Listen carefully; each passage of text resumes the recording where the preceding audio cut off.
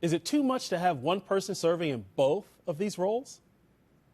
I think it is. It's not a good idea for a number of reasons. You're right that Henry Kissinger did that. That was a unique point in history. We were negotiating a peace deal with North Vietnam. It was very closely held, doing an opening to China. Kissinger was involved in that. Incidentally, Gerald Ford brought that to an end as soon as he got the Oval Office, and for good reasons. Operationally, it doesn't make sense. The Secretary of State runs his own agency.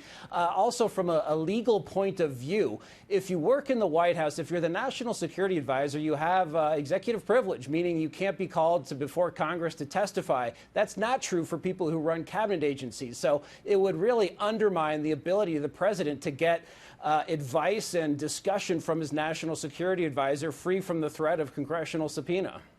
Hey, Christian, sorry for botching your name on the intro, but given your namesake, I know you already forgive me. Christian, it's Jonathan Honig. Thank you for being with us. The president has talked about welcoming disagreement. He did not famously agree very much with John Bolton. Is there a danger in a president or any leader that simply wants to be surrounded by yes men, for lack of a better term? What is the danger? I think there is that danger. I don't think Donald Trump is in danger of that because you have all of Washington, D.C., all of the establishment that's against him. So it's not like he's lacking for dissenting views. No, I'm talking about within his cabinet.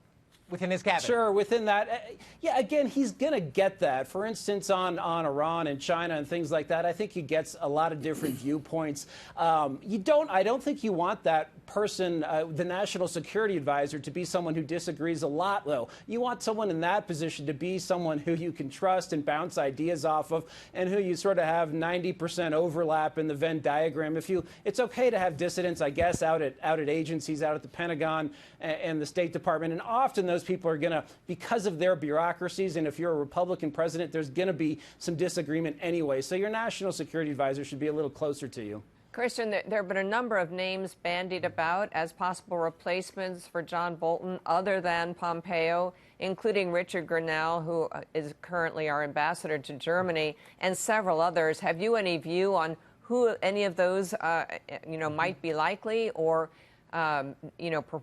preferable as you kind of look at the various skill sets and so forth? Sure, Liz.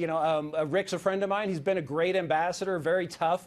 He'd be very good at articulating the president's foreign policy, explaining it to people around the world and explaining it to the American public, especially all the successes of a Trump foreign policy going into re-election. Other names, there have been a lot of names out there. I think General Keith Kellogg, who's already sort of in the NSC cone, if you will. He's the national security advisor to the vice president. That would be an easy move over. And also Robert O'Brien, who's the president's hostage negotiator. Not a lot of news about this, but he's gotten a surprising number of Americans who are held hostage around the world out and free and safe, and very solid across the board on national security. So, there are a lot of names out there. I don't have any inside information, but a lot of qualified people.